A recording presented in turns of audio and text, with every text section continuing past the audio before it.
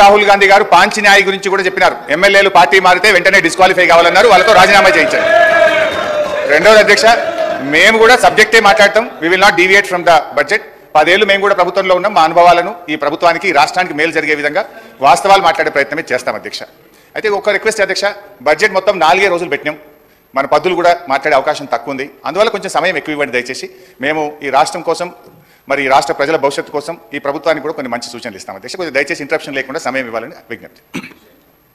అధ్యక్ష, the more a government blames others, the more it reveals its own failures and inability. ఏ ప్రభుత్వమైనా ఇతరులను ఎక్కువగా నిందిస్తుందో ఆ ప్రభుత్వం తన అసమర్థతను, వైఫల్యాలను బయట పెట్టుకుంటుంది. కాంగ్రెస్ ప్రభుత్వం ప్రవేశపెట్టిన బడ్జెట్ గురించి వ్యాఖ్యానించడానికి ఈ మాటలు సరిగ్గా సరిపోతాయి. బడ్జెట్ ప్రసంగం అంతా బీఆర్ఎస్ను తిట్టిపోయడం కోసం తయారు చేసినట్లుంది. ఒక రాజకీయ కరపత్రం లాగా ఉంది. బడ్జెట్ ప్రసంగానికి ఉండాల్సిన గంభీరత కానీ, దార్శనికత కానీ ఏమాత్రం కనబడలేదు అధ్యక్ష. ఫార్ములేషన్ ఆఫ్ పాలసీ కన్నా హ్యూమిలియేషన్ ఆఫ్ అపోజిషన్ మీదనే భట్టి గారు ఎక్కువ దృష్టి పెట్టినట్టుగా కనబడ్డది. అధ్యక్ష, నేను సూటిగా ఒక మాట అడుగుతా ఉన్నా అధ్యక్ష, ఎన్ని రోజులు మా పేరు చెప్పి బతుకుతారు? మీరు చేసిందేందో, చెయ్యబోయేదేందో గది చెప్పుంది. 8 నెలలు గడుస్తున్నాయి అధ్యక్ష. మన రాష్ట్రంలో దశ దిశ లేని పాలన నడుస్తుంది. ఈ రోజు వరకు ఒక్క పాలసీని సమగ్రంగా రూపొందించలేదు, ప్రజలకు వెల్లడించలేదు. ఎంతసేపు ఉత్త రాజకీయ వృధా, కాయగొరుకుడు మాటలు, విజన్ లేదు, విషయం లేదు. ఇప్పటి వరకు సాధించిన ఒక విజయం లేదు. ఆర్థిక మంత్రి గారు స్వీపింగ్ కామెంట్స్ చేయడంలో సిద్ధహస్తులని ఈ బడ్జెట్ నిరూపించింది. ఒకవైపు బీఆర్ఎస్ ప్రభుత్వం గత 10 ఏళ్లలో అన్ని రంగాల్లో పూర్తిగా వైఫల్యం చెందిందని రాశారు. మరొక వైపు ఇదే బడ్జెట్లో రాష్ట్ర తలసరి ఆదాయం 3,47,229 రూపాయలని పేర్కొన్నారు. ఇంత సెల్ఫ్ కాంట్రడిక్షనా అధ్యక్ష? ఇంత కన్ఫ్యూజనా అధ్యక్ష? ఇంత కుట్రనా అని నేను అడుగుతా ఉన్నా. ఎందుకంటే 2014లో మా ప్రభుత్వం అధికారం చేపట్టినప్పుడు తెలంగాణ రాష్ట్రం దేశ తలసరి ఆదాయంలో మనం కంపేర్ చేసినప్పుడు, ఇతర రాష్ట్రాలతో కంపేర్ చేసినప్పుడు మనం 11వ స్థానంలో ఉన్నాం. కానీ మా 10 ఏళ్ల పాలన ఫలితం ఈరోజు గోవా, సిక్కిం లాంటి చిన్న రాష్ట్రాలు మినహాయిస్తే తలసరి ఆదాయంలో తెలంగాణ రాష్ట్రం దేశంలోనే నంబర్ 1గా నిలపడం జరిగింది. అధ్యక్ష, నేను అడుగుతా ఉన్న భట్టి గారిని, తలసరి ఆదాయం ఇంత గొప్పగా పెరిగిందంటే 10 ఏళ్ల మా పాలన ఫలితమా, 8 నెలల మీ పరిపాలనలో పెరిగిందా? దయచేసి చెప్పాలని చెప్పి నేను కోరుతా ఉన్నా. ఒకసారి గుండె మీద చేసుకొని చెప్పండి, ఎవరి పరిపాలనలో ఈరోజు దేశంలో తలసరి ఆదాయంలో ఈ రాష్ట్రం మొదటి స్థానంలో నిలబడ్డది? అధ్యక్ష, 4.5 లక్షలు లేని జీఎస్డీపీని 14.5 లక్షల పైకి తీసుకుపోయింది మా బీఆర్ఎస్ పాలననా, మీ 8 నెలల కాంగ్రెస్ పాలననా అని నేను అడుగుతా ఉన్నాను అధ్యక్ష. 2014లో దేశ జీడీపీలకి తెలంగాణ కాంట్రిబ్యూషన్ 4.1% అయితే ఈ రోజు అది 5% పెరిగిందంటే ఇది 10 ఏళ్ల మా శ్రమ ఫలితమా, 8 నెలల మీ డ్రామా ఫలితమా అని నేను అడుగుతా ఉన్నాను అధ్యక్ష. అధ్యక్ష, 2013-14లో 1,07,00,000 ఉన్న పంటల ఉత్పత్తిని 4 కోట్ల టన్నులకు తీసుకుపోయింది మా పరిపాలన ఫలితమా, మీ 8 నెలల పాలననా అని నేను అడుగుతా ఉన్నాను అధ్యక్ష. మేము వ్యవసాయానికి ఏం చేయకుండానే 4 రెట్లు ఎక్కువ పంట పండిందా? తెలంగాణ రాష్ట్రం వచ్చినాడు కరెంటు పరిస్థితి ఏంది? ఆనాడు ఏం పరిస్థితి? అడ్డు అదుపు లేని కరెంటు కోతలు, పారిశ్రామికవేత్తలు ఇందిరా పార్క్ దగ్గర ధర్నాలు, వ్యవసాయానికి అర్ధరాత్రి కరెంట్లు, గృహ అవసరాలకు పట్టబగలు కరెంటు కోతలు. కానీ 6 నెలల్లోనే పరిస్థితి చక్కదిద్ది వ్యవసాయానికి చాలినంత కరెంట్ ఇచ్చాం. 2 ఏళ్ల వ్యవధిలో అన్ని రంగాలకు నాణ్యమైన 24 గంటల కరెంట్ ఇచ్చిన ప్రభుత్వం మా ప్రభుత్వం కాదా అధ్యక్ష?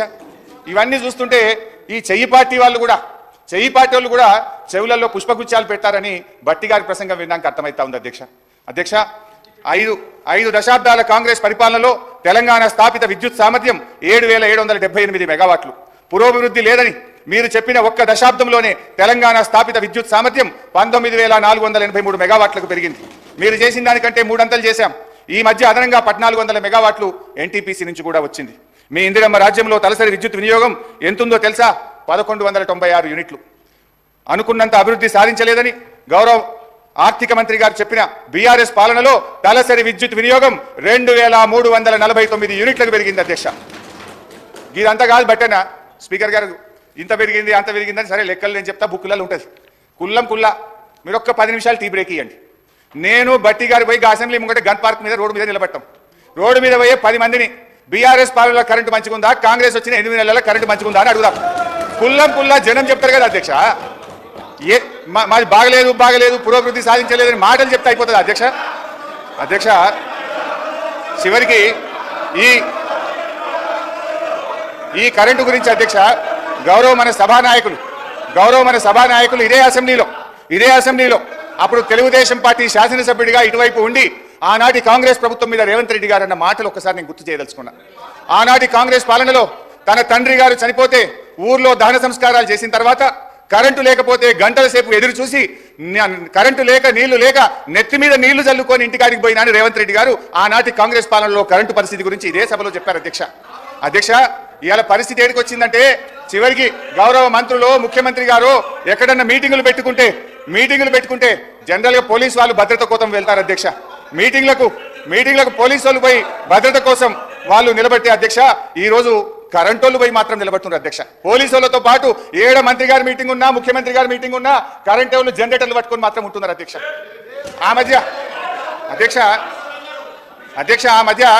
ఆ మధ్య రేవంత్ రెడ్డి గారు అప్పుడు మా పార్టీలో ఉన్న కొత్తగా ప్రభుత్వం ఏర్పడ్డాక మా పార్టీలో ఉన్న కేశవరావు గారి ఇంటికి పోయింది ముఖ్యమంత్రి గారు లోపల పోయింది బయట కరెంట్ పోయింది అది పత్రికల్లో ప్రముఖంగా వచ్చింది సరే అధ్యక్ష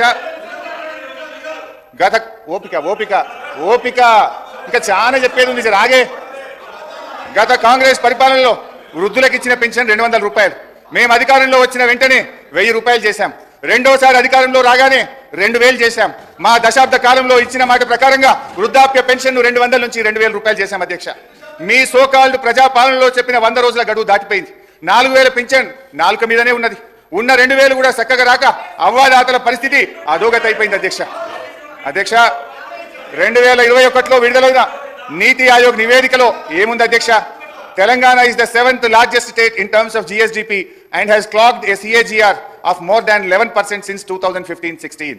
It is one of the fastest growing states in the country.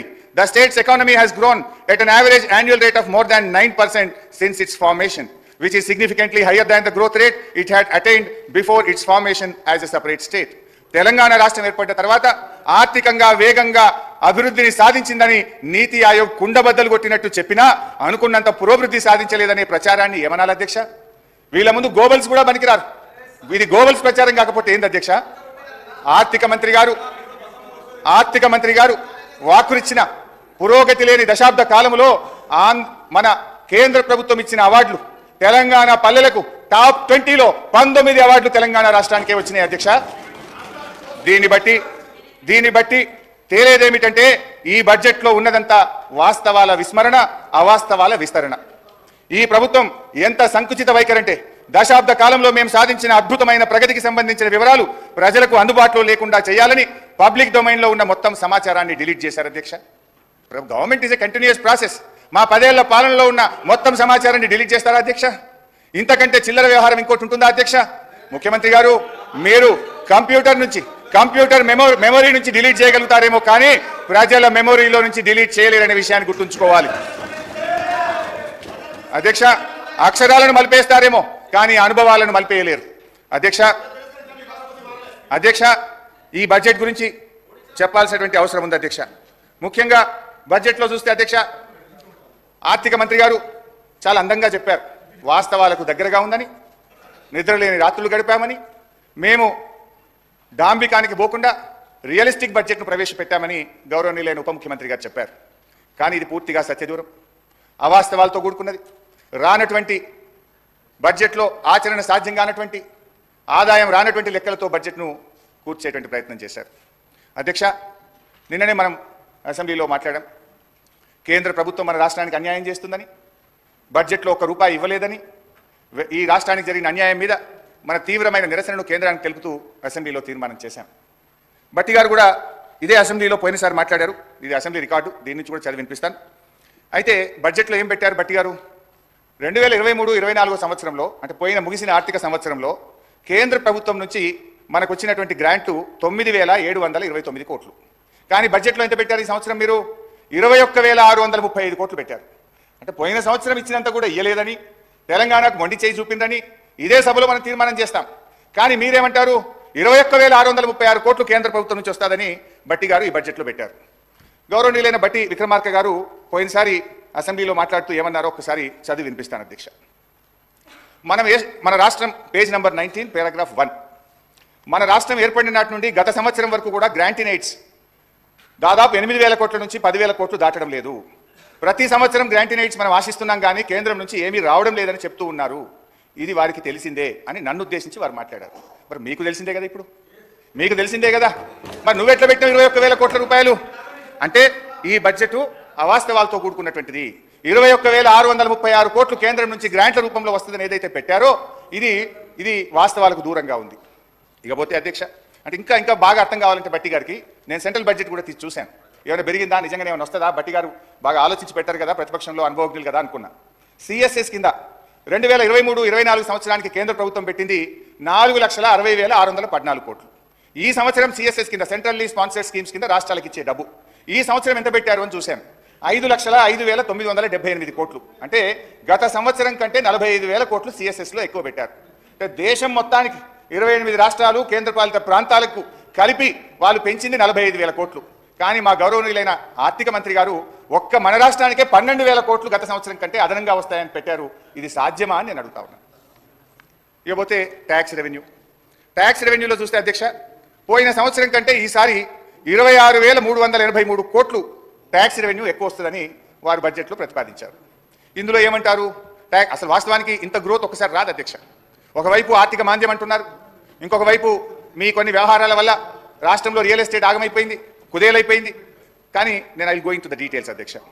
Stamps and చెప్తాను భాయ్ సాబ్, యూ షుడ్ హ్యావ్ పేషెన్స్ భాయ్ సాబ్. నేను 2 గంటలు అప్పులు చెప్తా, ఆస్తులు చెప్తా, నీ లిక్కర్ చెప్తా, నీ కథ అంతా చెప్తా, జర్ర ఒప్పుకోవచ్చు. విను, నేను మాట్లాడినాక మీకు అవకాశం ఉంటుంది, నువ్వే మాట్లాడు. నేను తప్పు చెప్తే నువ్వు సమాధానం చెప్పు, కానీ మధ్యలో రాకు. అధ్యక్ష, స్టాంప్స్ అండ్ రిజిస్ట్రేషన్ తర్వాత దీంట్లో ఏమంటారంటే గత సంవత్సరం మనకు వచ్చింది 14,295 కోట్లు. ఈ సంవత్సరం స్టాంప్స్ అండ్ రిజిస్ట్రేషన్ ద్వారా 18,228 కోట్లు ఆదాయం వస్తుందని బడ్జెట్లో బట్టి గారు ప్రతిపాదించారు. ఎట్లా వస్తుంది? దాదాపు 4,000 కోట్లు స్టాంప్స్ అండ్ రిజిస్ట్రేషన్ ద్వారా అదనపు ఆదాయం రాష్ట్రానికి వస్తుంది, దాన్ని మేము ఖర్చు పెట్టము అన్నారు. నేను అడుగుతా ఉన్న గౌరవనీయులు బట్టి గారు, ఒకవైపు ఏమో మీరు వచ్చిన తర్వాత గత 8 మాసాలుగా చూస్తే మంత్ ఆన్ మంత్ మనకు స్టాంప్స్ అండ్ రిజిస్ట్రేషన్ ద్వారా వచ్చే ఆదాయం తగ్గుముఖం పట్టింది. ఒకవైపు ఏమో రిజిస్ట్రేషన్లు తగ్గుతూ ఉన్నాయి, రిజిస్ట్రేషన్ ఆదాయం తగ్గుముఖం పడితే ఇంకొక వైపు మీరు 4,000 కోట్లు పెరుగుతుందన్నారు. ఏ రకంగా పెంచుతారు? అంటే మీరు వ్యవసాయ భూములు, రైతుల చేతుల్లో ఉండే వ్యవసాయ భూములకు భూముల ధరలు పెంచుతారా? Registration fee పెంచుతారా?